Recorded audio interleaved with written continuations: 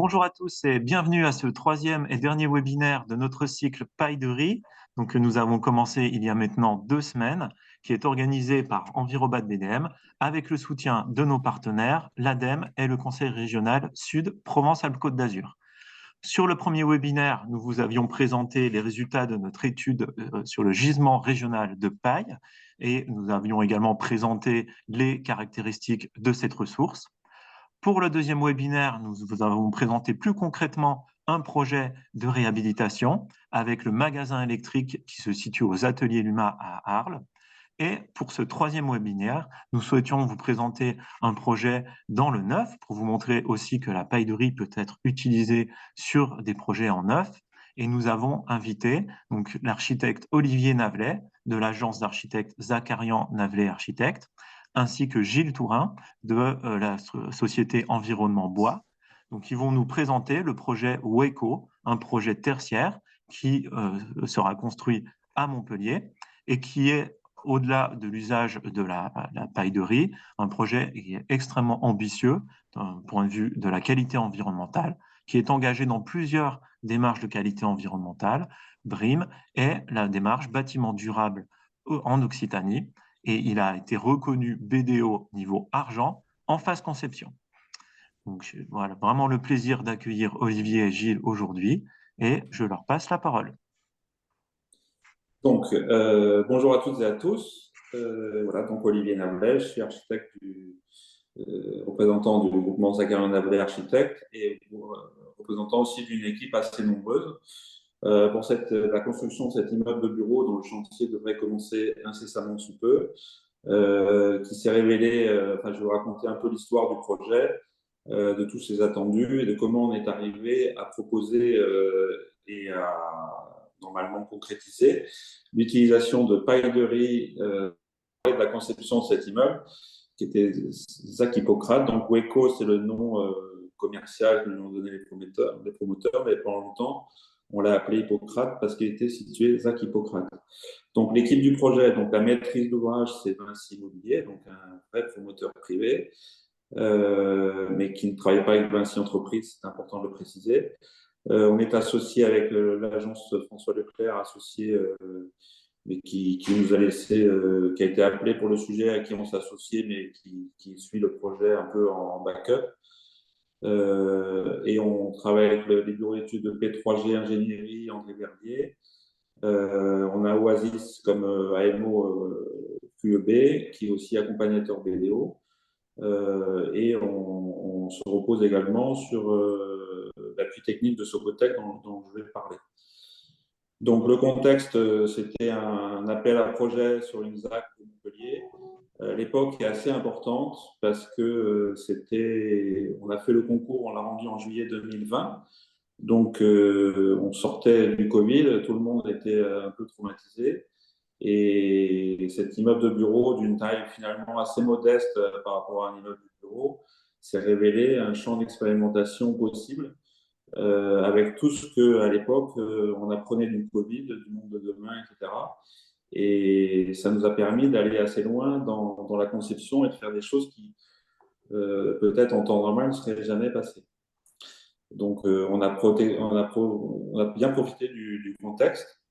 Donc, la ZAC Hippocrate, déjà, le nom nous a inspiré parce que Hippocrate était un médecin qui dénonçait l'influence d'un air trop épais sur les maladies du corps humain, prenait un air sain. Donc, c'est un des premiers médecins qui travaillait quelque part sur le confort dans le lieu de vie et dans le lieu de travail. Donc ça, c'était inspirant, mais ça nous a pas mal porté justement pour aider à notre argumentaire. Je ne sais pas si tu arrives à suivre, Nicolas. Dis-moi quand il faut passer. Hein.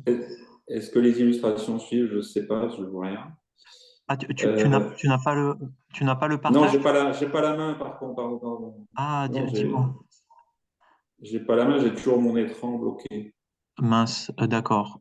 Tu ne vois pas du tout les slides? Non, Ah, je les ai devant moi, j'ai le PDF devant moi, mais j'ai pas le… d'accord. Dis-moi quand je dois passer. Là, je suis sur la Alors, slide présentation de l'équipe projet. D'accord. Ben ensuite, tu passes contexte genèse. Donc Ok. là, contexte, c'est surtout le contexte d'une époque et la genèse. Et ensuite, une petite illustration d'un livre sur Hippocrate. Ah, pardon, autant. Euh, Excuse-moi, oui. Je pensais que tu voilà. voyais le déroulement. Non, non, non, désolé, c'est moi qui t'ai pas prévenu. D'accord. Donc Hippocrate, voilà, qui était une source d'inspiration. Voilà, c'est un hasard, mais un hasard qui est plutôt bien tombé. Donc le terrain et son voisinage, pour vous montrer, c'est une ZAC, comme il y en a beaucoup à Montpellier, qui est située à proximité du centre commercial Odysseum, qui est entre une autoroute déclassée et assez proche de la nouvelle autoroute, pour ceux qui connaissent. Donc, il y a la rue est construite d'un côté.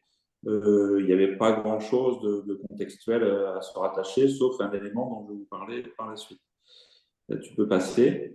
Donc, encore une fois, c'est pour vous montrer la parcelle qui nous était dévolue. Donc, c'est finalement à l'échelle d'une ZAC une parcelle assez petite qui permettait de construire 4000 m² de bureaux au même moment. Il faut savoir qu'il y avait un appel à projet pour 20 000 m². Donc, 4000 m², c'est un petit bâtiment de bureau, finalement, et qui est plutôt intéressant parce qu'il permet effectivement, de maîtriser beaucoup plus la conception que dans des gros machins.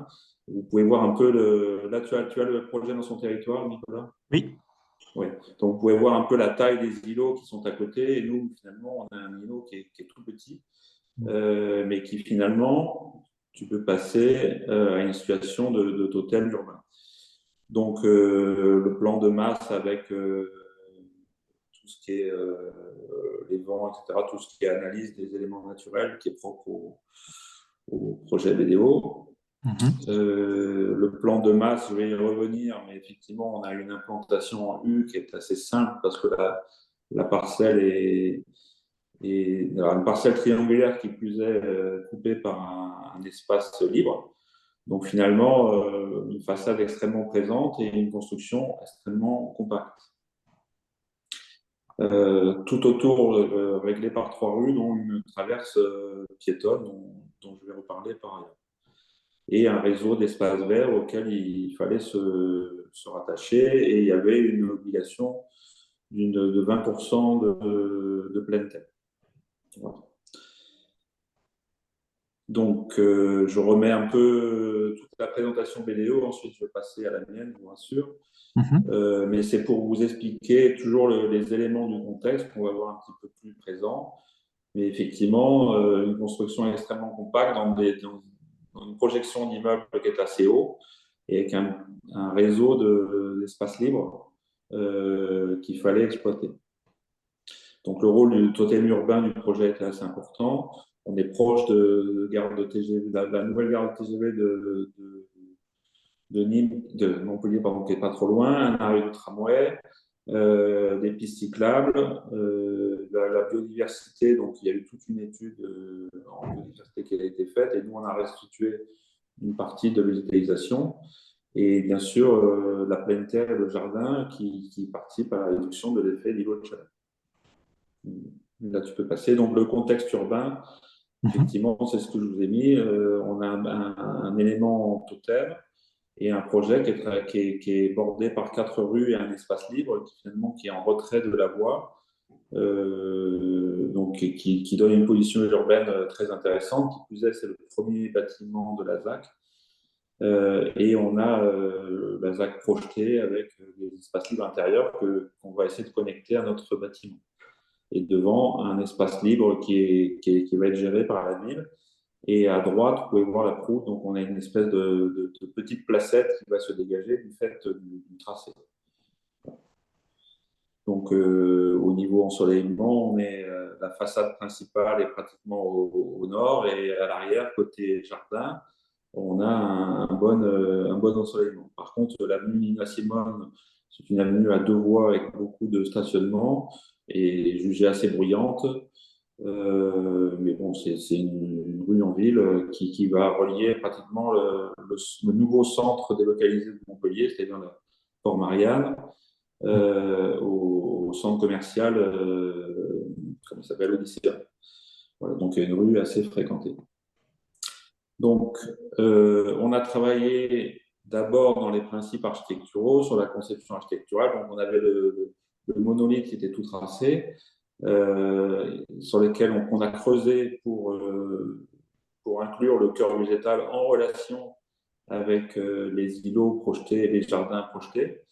Et pour gagner à la fois de l'ensoleillement, de l'air, on a créé des terrasses radins, c'est-à-dire qu'on a fait des décalages de manière à avoir plus de lumière, et un peu de sortir de ce gabarit qui est complètement imposé, de sortir de ce gabarit très très épais, très compact, pour creuser le bâtiment et lui donner plus de façades éclairées. Et ensuite, on a ajouté à ça les lieux extérieurs, c'est-à-dire toute la conception du projet. Alors, je remets en avant le fait qu'on sortait du Covid et que à cette époque-là se discutait beaucoup. Il n'y a pas si longtemps, mais c'était plutôt une bonne période finalement au niveau de cette conception de travailler dehors ou de travailler en lien avec l'extérieur, de ventiler naturellement les bureaux, de retrouver du confort et tout le monde avait conscience que l'air intérieur en fait était pratiquement l'ennemi puisqu'il était potentiellement contaminé. Donc on a axé notre conception sur des distributions à l'extérieur du bâtiment, tout ce qui est ascenseur et coursive. On a créé des grandes coursives qui sont les prolongements des bureaux. Et donc, les grandes terrasses qui étaient aussi créées par les gradins. Donc, c'est une conception entre intérieur et extérieur qui était vraiment intéressante et qui nous a aidé à faire le projet. Donc là, vous pouvez voir la volumétrie qu'on a faite. Bon, ça, c'est une maquette qu'on a faite en terre. Hein. Donc, c'est assez amusant. Mais pour vous montrer un peu le projet matérialisé dans son contexte, dans son site. Si tu peux passer, voilà, tout est organisé. Donc, le gabarit est quand même assez imposant. Hein, c'est du R+4 avec un rez-de-chaussée qui était souhaité par la ville de Montpellier qui soit assez haut, de 4,50 m minimum. Et ensuite, on a des plateaux de bureaux. Donc, l'avantage des plateaux de bureaux, contrairement au logement, c'est qu'on est haut sous plafond. Voilà, on est beaucoup plus exigeant dans les plateaux de bureaux que dans les logements où on cantonne tout à 2,50 m. Donc là, les plateaux de bureau, on est à 2,60 m sous au plafond et à 3,40 m, 3,50 m pardon, de dalle à dalle. Donc, ce qui fait des espaces assez confortables et assez hauts. Et vous pouvez voir le rez-de-chaussée également. Voilà. Donc, le dedans-dehors, excuse-moi, Nicolas, tu suis là, je suis sur la page dedans-dehors qui est après la coupe. C'est bon. Voilà, donc c'était pour vous expliquer, c'est un concept qu'on a livré au concours. Hein. Mais effectivement, vous pouvez voir en jaune tout ce qui est espace extérieur, qui sont des espaces qui donnent directement sur les bureaux et avec des petits carrés autour de jardinières plantées qui sont sur les coursives et qui permettent effectivement, et on a des vraies portes-fenêtres qui donnent sur les bureaux et de jouer donc de permettre de faire des petits apartés, des petites réunions dehors, etc. Et ça parlait beaucoup à l'époque effectivement de sortie du Covid. On peut voir un plan type d'organisation. Donc ça, c'est les plateaux de bureau qui sont en sépia et un peu, c'est peut-être pas bien matérialisé, mais en blanc. Vous avez les coursives, les ascenseurs sont extérieurs, les escaliers sont extérieurs, à part un escalier de secours à gauche. Mais ce qui permet aussi d'avoir une conception assez libre des plateaux.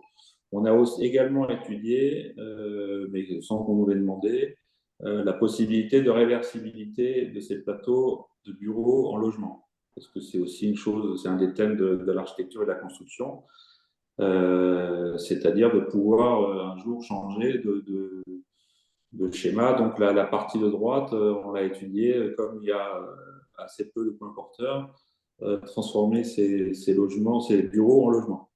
Ça reste toujours possible. Donc voilà, c'est une petite étude qui n'est pas là, mais sur laquelle on travaille également. Voilà, et aussi, donc, bien sûr, le thème du sujet, le thème du webinaire, c'est la paille. Donc, on va revenir aux matériaux. Donc, les matériaux dominants, bien sûr, là-dessus, c'est la paille de riz et la terre. Donc, il y a toute une histoire là-dessus. Tu peux avancer, Nicolas? Oui, carte de Donc, site. en fait, la première fois qu'on est allé visiter le site, en fait, à l'époque, on travaillait sur un bâtiment dont je vais reparler par ailleurs, qui nous a servi de moteur, qu'on souhaitait faire en terre à l'Euro-Méditerranée.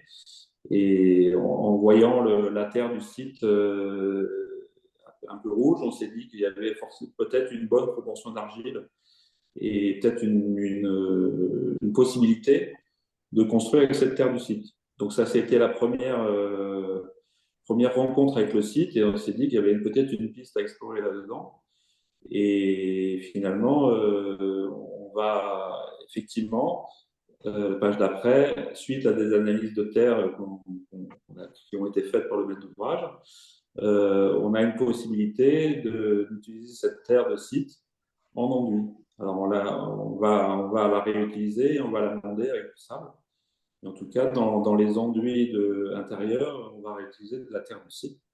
Et donc j'en arrive au choix d'une façade paille. Donc effectivement, on se posait la question de concevoir avec cette terre, donc comment construire avec cette terre, comment aussi construire de manière légère.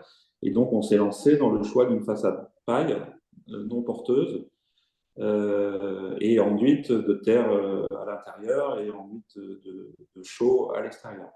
Donc c'est venu progressivement parce qu'au départ on pensait qu'on pouvait tout faire en terre de part et d'autre, mais on nous l'a fortement décommandé. En tout cas est venu le choix d'une façade paille en caisson enduite. Et donc c'est un choix qui a été fait dès le concours, qui a été proposé au promoteur qui nous a regardé avec des gros yeux mais qui n'a pas dit non. Qui a senti que peut-être il fallait faire ça pour gagner le concours et puis on verrait après coup. C'est un peu ça qui s'est passé parce que tout le monde s'est lancé dans l'aventure sans vraiment l'avoir fait.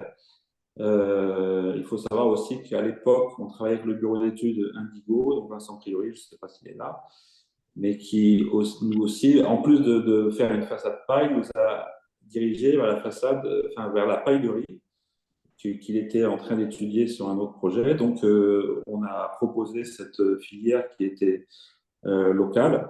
On nous a dit que la paille de riz était apte, encore plus performante que la paille de blé. Donc, on l'a cru, on a fait le concours et il se trouve qu'on a gagné. Donc, c'était une bonne nouvelle. Si tu peux passer la planche d'après, Nicolas, s'il te Oui. plaît. Donc, c'est pour vous montrer d'où ça vient, ce choix d'une façade paille, etc. C'est le petit projet pour Méditerranée on étudiait à l'époque en terre. On a un bureau d'études spécialisé en terre qui nous avait fait plusieurs études variantes, dont une qui était cette façade en boîte de paille, en huile de terre. Et on trouvait que c'était un choix qui était pertinent dans le cadre de ce projet, parce qu'il permettait à la fois d'utiliser un matériau très performant en termes d'isolation, en termes de qualité de l'air, en termes de ressources, et en plus qui permettait d'être plus léger qu'une façade béton, etc. Beaucoup plus performant en termes environnemental et esthétiquement aussi, qui nous permettait de travailler une façade avec des textures de terre. Enfin, il y avait plein de... Donc c'est venu de ce petit projet à l'Euroméditerranée qui ne s'est pas fait finalement en terre, qui s'est fait en pierre pour la petite histoire. Mais voilà, ce que je vous raconte là, c'est le choix d'une matière, d'une technique qu'on ne maîtrisait pas et qu'on a appris au fur et à mesure à maîtriser en se renseignant, en appelant beaucoup à droite et à gauche, en essayant de savoir un peu. Enfin, on s'est lancé là-dedans sans trop savoir comment on allait pouvoir le réaliser, mais en tout cas, de manière environnementale et technique, ça tenait la route. Et ça tient tellement la route qu'on devrait arriver à concrétiser avec aussi le travail avec beaucoup donc, la maîtrise d'ouvrage qui a beaucoup participé et aussi l'entreprise Environnement Bois qui est présente à ce webinaire et qui nous a permis d'avancer dans cette technique. Donc, on est toujours en train d'affiner et d'améliorer, je pense. Voilà, si tu peux passer. Donc, la paille de riz, donc, pour vous montrer, nous, on est allé voir des paysans pour savoir où était cette ressource, justement. Donc, il y en a pas mal en Camargue. donc ce qui est à mi-chemin entre Marseille et Montpellier. Donc c'est à 1 heure de Montpellier, dans le Gard, on trouve de la paille de riz. Donc c'est pour vous montrer.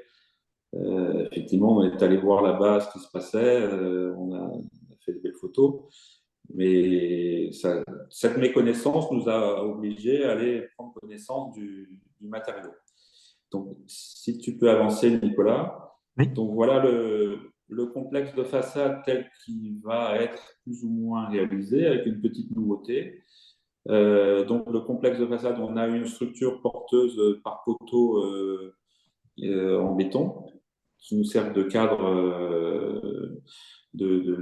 à la fois de structure et à la fois de cadre. On vient enquiller là-dedans des caissons préfabriqués en bois remplis de paille. Donc, ce que vous pouvez voir, c'est qu'il y a 36 cm de bottes de paille qui vont être découpées et tassées.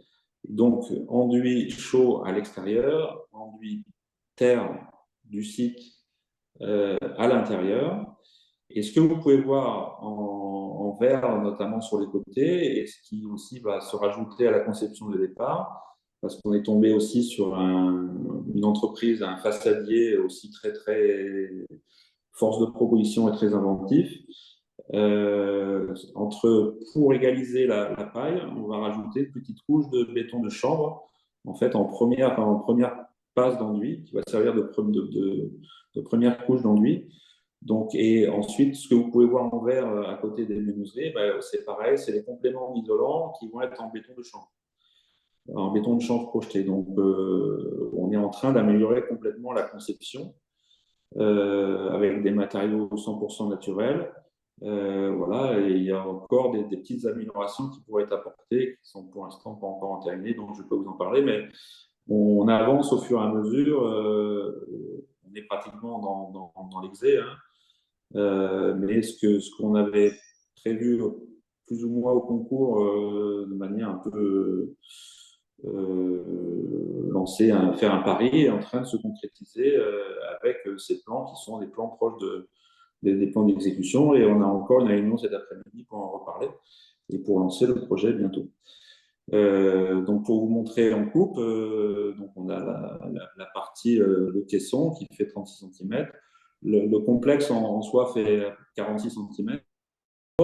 Oui, Bon, pardon. voilà la façade. Ce qui était surtout intéressant, c'est peut-être la planche, qui est plus explicative, c'est la planche d'avant. Mais bon, j'espère que tout le monde a pu entendre. Mais on est sur une technique assez éprouvée de caissons bois. Et après, le plus compliqué, c'est comment intégrer ces caissons bois dans une structure béton. Alors, la structure béton, je précise elle nous aide. Elle a été fortement intégrée par le bureau de contrôle parce que elle nous permet d'éviter tout, à la fois de faire du R+4 en paille, ce qui normalement n'est pas réglementaire. Enfin, dans les règles de bonne pratique de la paille, normalement, on est R+2 maximum. Mais le bureau de contrôle nous a accepté du R+4 avec la paille parce qu'il y avait cette structure béton qui empêchait les déformations. Plus l'inertie que peuvent apporter les planchers, etc. Et tout ce qui est isolation, donc, ce sera du béton de chanvre, en fait. Rapporté en plus des caissons de paille. Donc, au niveau performance, je pense qu'on devrait être quand même pas mal. Si on peut passer là, voilà, pour vous expliquer un peu en axonométrie comment ça se passe. Donc, on a toujours ces fenêtres, on a un petit garde-corps parce que c'est des vrais porte-fenêtres qui peuvent s'ouvrir et c'est pas des fixes et puis on regarde le ciel passer quand on veut sortir ou juste prendre l'air. On peut ouvrir complètement sa fenêtre et on a un petit balconnet.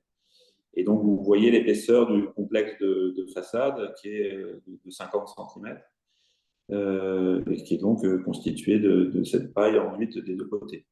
Donc, on a un bâtiment où l'épaisseur aussi, architecturalement, l'épaisseur est exprimée, ainsi que la structure et l'effet de remplissage. Pour vous montrer une coupe type, donc c'est une coupe type de bureau. Alors, au niveau de la conception, je vais en parler juste après. Mais donc les plateaux de bureau sont des grands plateaux épais ici ça fait plus de 12 mètres.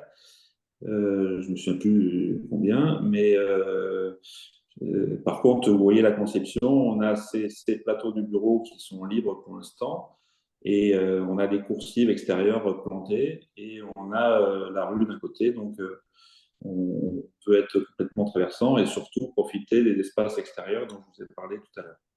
Donc ça s'est un peu affiné au niveau des masses construites, mais le principe est le même. Et les plateaux sont équipés de brasseurs d'air pour le confort d'été.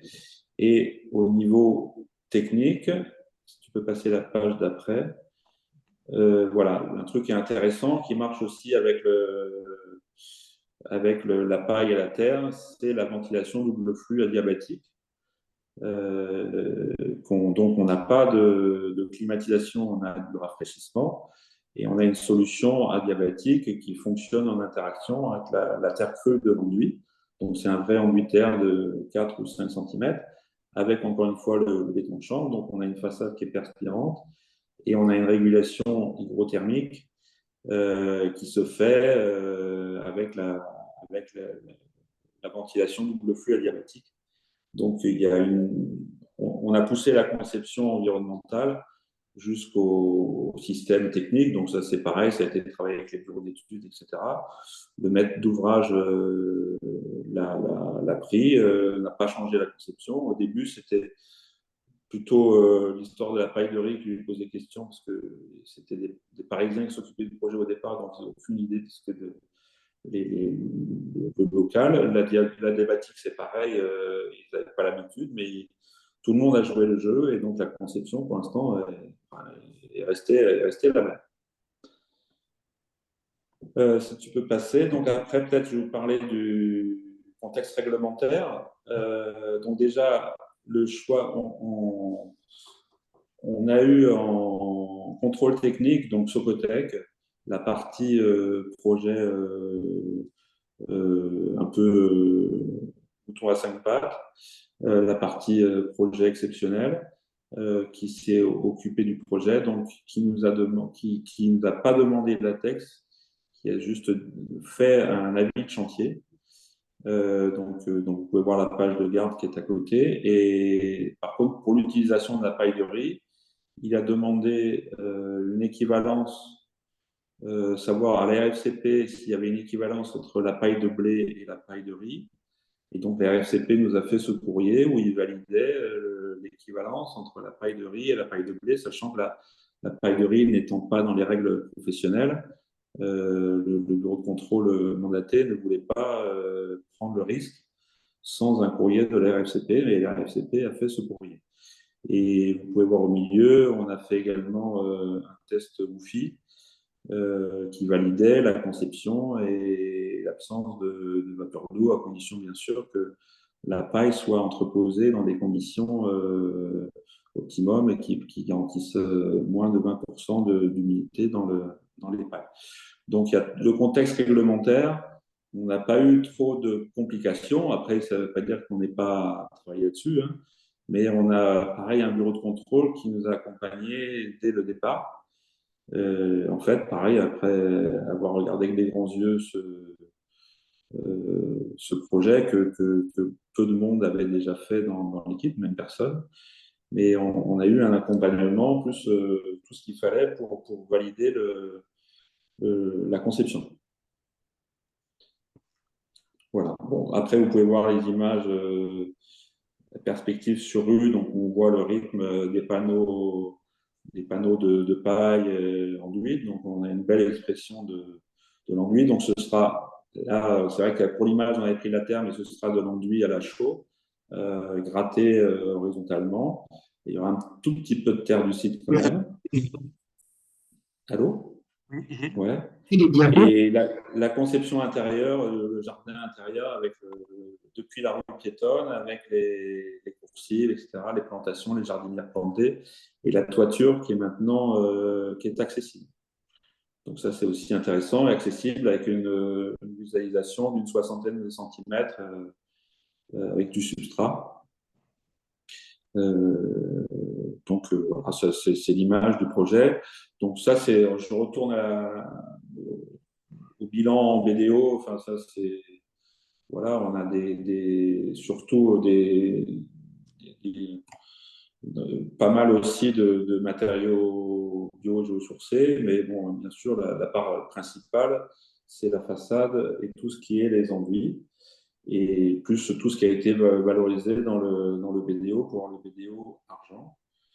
Et donc, je vais finir par une récap. Voilà, c'est un bâtiment de 4114 mètres carrés de SDP permis, donc 3327 mètres carrés de plateau libre en façade paille, livrés non cloisonnés. Donc, ensuite, ils vont être cloisonnés, mais ça, c'est encore une autre histoire. Mais voilà, vous avez 820 mètres carrés de façade qui sont paille, qui sont tondues. Donc, bon, je passe les labels, mais surtout, ça s'est fait plutôt rapidement. Donc, en cours juillet 2020, comme je l'ai dit, fin de Covid, PC obtenu en mars 2022 sans problème. La ville de Montpellier était quand même partie prenante au jury, donc a beaucoup insisté, enfin, a beaucoup pesé dans le choix. C'est pareil, sortie du Covid, nouvelle municipalité gauche écolo. Ils ont dit il faut absolument faire tous les bâtiments de Montpellier comme ça. Je suis sûr qu'ils l'ont dit. Bon, je ne pense pas que ce soit le cas, mais en tout cas, tout ça a été porté. C'était vraiment intéressant. C'était une très belle époque. Et ensuite, on a continué la conception. Donc, là, il y a des petits problèmes conjoncturels, mais le projet devrait, notamment parce que l'appel d'offres a été lancé au moment de la guerre en Ukraine, donc ça a un peu retardé le truc.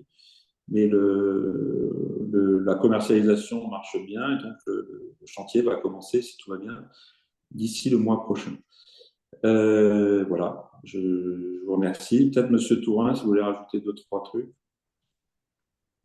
Sortie de, nous on est pour l'instant en phase de conception. On essaye un petit peu mais justement de voir un petit peu tous les détails avec la liaison avec la terre, les enduits, et puis afin de pouvoir présenter un dossier un peu complet au niveau du bureau de contrôle. Mais là, les choses sont en train de se finaliser dans sa globalité. On s'est assuré d'avoir un petit peu la matière première, à savoir tout ce qui était isolant, donc en paille de riz. Et voilà, dans l'ensemble, on est prêt à démarrer. Voilà. Bon. Voilà, au niveau de la ressource, donc c'est une entreprise qui s'est rapprochée des paysans, sachant il y a quand même la contrainte qui n'est pas celle du matériau habituel, qui est celle de la récolte. Mm. Donc, il y a 2 récoltes par an. Il faut s'assurer d'avoir la ressource. Donc, c'est pareil, le maître d'ouvrage va payer pour réserver des bottes qui vont nous servir à partir de septembre-octobre. C'est ça. Voilà. Merci pour cette présentation, cette intervention, et je m'excuse encore pour les petites coupures. Mes collègues m'informent qu'on a des petits soucis Internet apparemment depuis hier, donc voilà, je Ah. m'en excuse encore. Alors, je découvre un peu les questions en même temps que vous, parce que comme je partageais l'écran, j'ai pas pu le faire avant. Moi, j'ai un écran qui marche plus. On te voit et on t'entend bien en tout cas, donc j'ai arrêté le partage. Il y a une question sur la partie terre, Olivier, tu en as parlé au début Ouais. de ton intervention. Peux-tu nous dire qui a été missionné pour analyser la terre, connaître ses caractéristiques, et à quel moment est-ce que ça a eu lieu, pardon? Alors, c'est le bureau d'études Ecozimut qui est à Toulouse, Hmm. qui nous a fait les analyses. Et ces analyses, on les a faites au stade de l'APD, je crois. Donc, relativement tôt. Maintenant, ça devait être septembre ou octobre 2022. Il faut savoir que la conception, tout s'est déroulé extrêmement vite. Donc, effectivement, une des conditions de ces ambiteurs, c'était de savoir si la terre était bonne. Donc, ça a été lancé en stade APD en même temps que l'instruction du permis.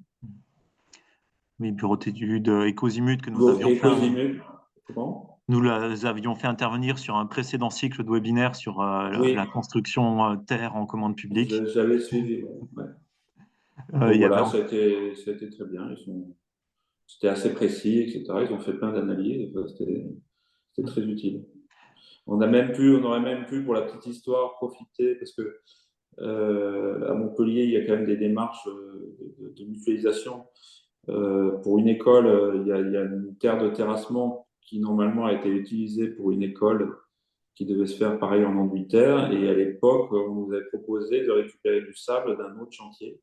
Il y avait un tas de sable qui traînait et qu'on aurait pu récupérer, mais notre projet étant pas parti à l'époque, on n'a pas pu l'utiliser. Mais il y a un petit réseau sur Montpellier qui mutualise, qui tente de mutualiser les ressources. Merci Olivier. Il y a deux autres questions sur la Terre. Est-ce que tu as une idée de ce que cela a coûté par rapport à l'analyse et à la caractérisation de la Terre? Et Le prix du devis? est-ce qu'à grande maille, évidemment, on va peut-être pas donner des chiffres précis, mais Non, comme ça, non, mais je peux le retrouver en même temps que je vous parle. C'est une question en suspens. oui. Est-ce que sur le risque de pollution, cet aspect a été étudié par rapport Le à la risque de Terre? pollution? Oui, de savoir est-ce qu'il pouvait y avoir la présence de terre polluée, Ah oui, justement. oui, non, mais bah, l'analyse de terre a été. Bon, déjà, on a toutes des analyses géotechniques qui ont été faites, qui vont poursuivre en phase exé, et l'analyse de terre du site a été faite sur une petite partie. Mais a priori, il y a pas de. C'est un terrain qui était vierge et sur lequel il n'y a pas de raison qu'il y ait eu de présence d'hydrocarbures ou de pollution. En tout cas, dans tout ce qu'on a analysé, il n'y avait pas de traces de pollution. Et évidemment, ça a été analysé. En même Merci. temps que je fais ça, je cherche à trouver le. C'est pas facile, hein, parce que c'est un gros dossier. Oui. Allez-y, allez-y. Oui, oui, oui. Alors, je vais peut-être passer la parole à François Briard qui a posé plusieurs questions dans le fil du chat pour éviter de les relire. Peut-être François, si vous voulez les reposer en direct. Bonjour à tous. Oui, bien sûr. Bonjour. En fait, au niveau de la conformité réglementaire en sécurité incendie, vous utilisez un isolant combustible qu'habituellement on protège conformément au guide de l'isolation par l'intérieur des bâtiments d'habitation par un écran. Et du coup, je me demandais comment l'écran terre avait été justifié pour protéger l'isolant paille qui est derrière vis-à-vis d'un feu intérieur. Est-ce qu'il y a une justification particulière ou un essai qui a été fait ou autre Non, chose? il n'y a pas d'essai qui a été fait, il n'y a pas de justification particulière. Le bureau de contrôle s'est appuyé sur les éléments diffusés par les RFCP sur le site. Et je crois qu'il y a besoin d'un écran par flamme un quart d'heure. Tout à fait, ouais. On est en deuxième famille? C'est pas en deuxième, là c'est du bureau, hein. C'est un ERP type W. D'accord. Donc, oui, enfin, il y a un autre guide, oui, donc c'est pas le même guide, mais il y a des solutions similaires qui s'appliquent effectivement, hein. Oui, oui, oui, mais j'avoue que on n'a pas eu de difficultés particulières ni j'ai plus en tête, mais en tout cas, en s'appuyant sur les fiches fournies par les RFCP et D'accord. les tests qui ont été faits, parce qu'il y avait des tests qui étaient faits sur une façade enduite de deux côtés, et j'ai plus la mémoire du machin, mais en tout cas, c'est passé comme ça. D'accord. Voilà. Je sais à Paris, par exemple, des confrères qui construisent en paille avec des enduits plâtres ont eu plein de demandes. Nous, on n'a pas eu de soucis de ce côté-là, ni même pour les pompiers, au permis. D'accord. Bah, en fait, le plâtre, pour le coup, je crois que dans les guides, avec une certaine épaisseur de plâtre, on a la solution. Et du coup, en terre, je n'en avais pas connaissance. Ben, on a terre, paille et chaud. Donc, ça fait quand même un sacré. Et j'ai plus la mémoire du truc, mais dans les fiches RFCP, j'ai la mémoire que justement, il y avait un test qui avait été fait qui était assez concluant sur le même type de complexe. Mais sur leur site, oui, il y a plein de documents intéressants. Donc, effectivement, je vais la voir. Oui, oui, il Merci y a pour l'info. beaucoup de choses. Voilà. Donc, on s'était appuyé là-dessus, le bureau de contrôle également, donc sur le tech. Voilà. Merci. Vous aviez une deuxième question, François, sur la J'en ai haute. plein, mais va falloir m'arrêter si vous voulez que j'arrête d'en poser. Alors, on va prendre peut-être Euh, votre deuxième question, puis on va traiter les autres ensuite. En fait, il y avait une question sur l'assurabilité. Du coup, vous sortez du guide de Oui. RFCP en hauteur et du coup, vous êtes en technique non courante, j'imagine. Et du coup, je me demandais comment les entreprises avaient réussi à s'assurer. Est-ce qu'il y avait des difficultés particulières auprès des assureurs des entreprises et de la maîtrise d'ouvrage pour la technique non courante? Alors ça, il faut voir. Peut-être Monsieur Tourin vous Oui, dira. ouais, nous bonjour François. On s'est Oui, rapproché de notre assurance, on a présenté le projet auprès de la SMA VTP et à première vue, ça pose pas de problème et, à partir du moment où le projet est déclaré et identifié, quoi. Voilà, il n'y a pas eu de surprime où ils ont assuré au même taux que d'habitude? oui, oui. D'accord. Ça, c'est des retours d'expérience intéressants parce que pour le coup, des fois, il y a une Ouais. surprime. Oui. Ouais. Après, on a déclaré pas mal. Nous, on n'est pas notre premier chantier en paille. On a déclaré d'autres chantiers en paille. Donc, en fait, ils ont un petit peu de recul concernant notre expérience. Donc, je pense que ça les a peut-être rassurés sur le premier chantier. Ils nous ont majoré l'ouvrage, quoi, en fait, le chantier. D'accord. Merci beaucoup. Merci. Il y avait une question d'Alice sur les isolants complémentaires qui ont été utilisés en rupture de pont thermique en nez de dalle. Est-ce que c'est des panneaux ou est-ce que c'est une autre solution?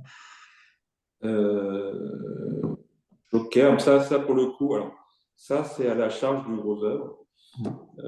Donc c'est pas la conception la même. C'est vrai que en fait le bureau de contrôle encore une fois nous a dirigé non pas vers des rupteurs classiques, mais des rupteurs en pointillés pour la technique.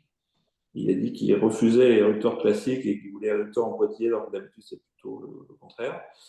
Donc c'est tous les mètres ou mètre 50, enfin je ne sais pas exactement, il y a un panneau enfin, oui, un panneau d'isolant, un bout de panneau qui est découpé. Donc là, dessus, je ne sais pas vous dire qu'est-ce qui a été prévu par l'entreprise, parce que je pense que ça va se régler à l'exécution. Et là, pour le coup, ça ne fait pas partie de la conception de la façade. Et c'est vrai qu'on n'y pense plus, mais ça pourrait aussi être un sujet. J'ai retrouvé le devis. Ah, alors, Le sans suspense. sans citer, voilà, Alors, bah, centime près, pour pas sans forcément. citer, bah, c'est à peu de choses près, c'est 2700 euros hors taxe l'analyse seule. D'accord. Bon, c'est Voilà, des coûts pas qui grand-chose. sont, en tout cas, voilà, c'est Pas grand-chose. Et ensuite, il y a une nécessité, enfin, sur le chantier, on va avoir une espèce de barnum sous lequel on va mettre la terre.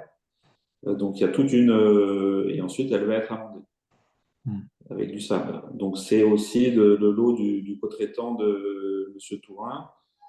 Donc, mais sur l'emprise de chantier, on a prévu une place, je ne sais plus combien de mètres carrés, de mètres cubes de terre. C'est pas énorme non plus, hein, mais voilà, c'est les conditions de chantier qu'il faut prévoir, comme de même que le stockage de la paille, de même que toutes les mesures qu'il faut prendre en chantier pour faire attention à ce que ça ne brûle pas, etc., etc. Et des trucs qui sont à apprendre par tout le monde. Merci, Olivier. Une dernière question dans le chat. Pourrais-tu nous préciser l'allotissement du marché? Alors, C'est-à-dire l'allotissement dans quel alors, sens? peut-être Maxime, si vous voulez préciser. Alors, peut-être je vais répondre comme ça, mais Oui. on a un lot façade et enduit. Donc, un lot dont environnement bois est mandataire et qui est en co-traitance avec une entreprise de façade qui s'appelle ETR Façade, qui est spécialisée dans les enduits et aussi dans le béton de chambre. Donc, eux, c'est des lots séparés, par contre. Peut-être c'est ça aussi le but de la Oui, question. c'est ce que On a de mémoire 15 lots séparés et on a un lot spécifique façade, paille et enduit. C'était ça la question. C'est ça la question. Ben voilà. Merci, Donc Maxime. voilà, une grosse coordination à venir avec un OPC qui est au courant. Enfin, tout le monde est au courant du truc. Et effectivement, il faut dire aussi que c'est pas comme sur un chantier classique. Avec Monsieur Tourin, on est à la 15e réunion mise au point, et lui à la 60e avec son co-traitant, pour trouver le moyen de faire au mieux. Et M. Tourin, au fur et à mesure, il fait plein de chantiers, donc il a de plus en plus de trucs. On a un enduiseur qui a l'air aussi très très calé et qui a une initiative du béton de chanvre en plus. Voilà, donc c'est un lot complètement à part, bien spécifique, mais c'est un lot séparé. Merci. Nous avons épuisé les questions du chat. J'avais peut-être une dernière question. Je crois que tu l'as évoqué, mais je ne me souviens plus. Qu'est-ce qui est prévu par rapport au stockage de la paille et en termes de phasage du chantier? On sait que donc la paille est une ressource qui a une certaine saisonnalité. Comment vous avez anticipé, géré cet aspect-là? Alors, ça fait partie justement des mises au point, donc je laisserai Oui. plus Monsieur Tourin en parler. Ça fait partie encore des choses. On a envisagé plein de solutions, c'est-à-dire qu'est-ce qu'on fait les caissons en atelier et on les enduit en atelier. La dernière version, c'était qu'on les enduisait, qu'on les faisait en atelier et on les amenait sur le site de manière justement à les stocker le moins possible. Mais il se peut qu'il y ait des évolutions dans ce sens-là. Mais effectivement, on sait que le stockage de la paille est un gros sujet. Donc, je vais peut-être laisser M. Tourin en Ouais. parler. Mais c'est Ben, ouais. encore voilà, c'est encore en discussion. Dans l'approche, c'est vrai que bon, l'idée c'était de faire un maximum de préfabrication en atelier avec donc on a vendu et prévu une protection provisoire des murs en paille par rapport à l'avancement parce que les enduits vont mettre relativement du temps parce qu'il y a plusieurs passes, etc. avec plus l'échafaudage qui est conséquent sur cet immeuble, ce bâtiment. Et là, avec des réunions de travail, etc., alors ce qui était un petit peu moins nos principes constructifs, mais c'était peut-être ou sinon l'idée d'amener des caissons vides et de faire la paille sur site. Mais l'avantage, ça serait que le façadier pourrait, par le biais de Canis, en fait, faire un enduit donc à la chaux projeté sur notre structure bois. Comme ça le permettrait de rendre le mur étanche. Et du coup, dans un second temps, on viendrait faire le remplissage paille à l'intérieur. Voilà. Mais ça, c'est encore à l'étude aujourd'hui. Voilà. Merci. Une toute petite. Peut-être je précise aussi qu'on était allé voir avec maître d'ouvrage, bureau de contrôle et compagnie, on est allé aussi chez Luma, donc j'ai vu qu'ils avaient fait pour voir aussi comment ils faisaient, eux, leur mise en œuvre, caisson, enduit, etc. Donc, encore une fois, c'est un work in progress, pas un chantier classique où tout le monde connaît son truc, son matériau, son machin, tout le monde enquille. Là, c'est sûr qu'il y a beaucoup de questions qui se posent et qui vont encore se poser sur la mise en œuvre. Je dois dire que c'est assez passionnant.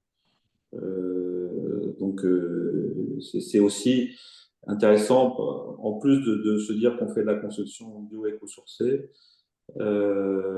géosourcée, c'est aussi l'échange intellectuel qui se fait voilà, dans l'acte de construire. C'est quand même super. Merci. On avait une toute petite dernière question de François Briard, de savoir est-ce que les documents que tu as présentés pourront être partagés ou publiés pour être utiles à d'autres. Ce que je viens de faire aujourd'hui, là, Les documents donc, que tu as présentés, le courrier du RFCP, les avis, enfin, les alors, différents tests. j'ai volontairement mis les pages de garde parce que tout ce qui est avis et compagnie ne Évidemment. m'appartiennent pas. Donc, ça fera que je me renseigne pour savoir s'il n'y a pas d'objection à les diffuser. Voilà, éventuellement, François, Le je vous courrier, mettrai en relation.